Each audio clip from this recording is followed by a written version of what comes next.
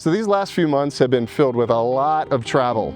I started off on a business trip down to Phoenix, then I went over for a fun trip to Portland, and then hopped over to another business trip across the United States to Providence, then hopped down to Philadelphia and Pittsburgh. I go to a disproportionate amount of cities that start with a P, apparently, and I want to share with you some of the inspiration from each of those visits.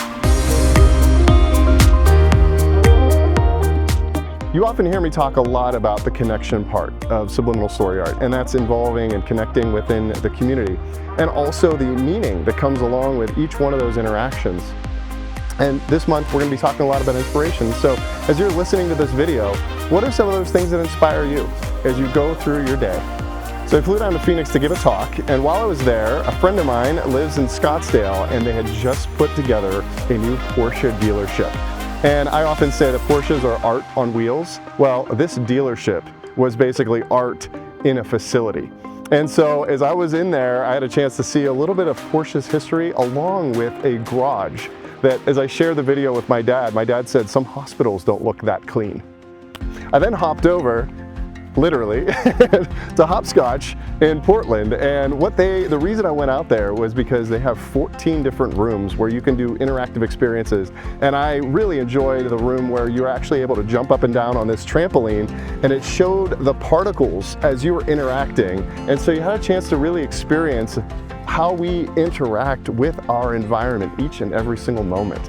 So it was a really cool experience. So if you have a chance to go check it out in Portland, Hopscotch. Another business trip took me across the country to go to Providence, Rhode Island for the first time. And while I was actually sitting in the airport, someone had shared, they're like, you need to go to RISD, which is the Rhode Island School of Design.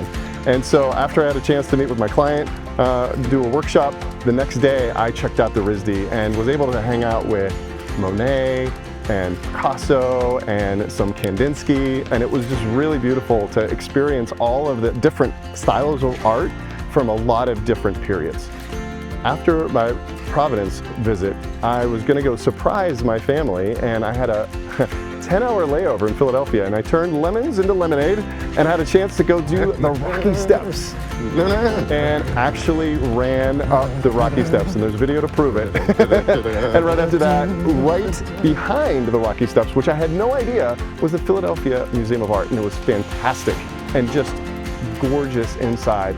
So magnificent.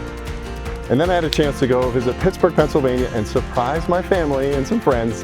And while I was there, I was looking for some more inspiration from another style of artist, an architect by the name of Frank Lloyd Wright.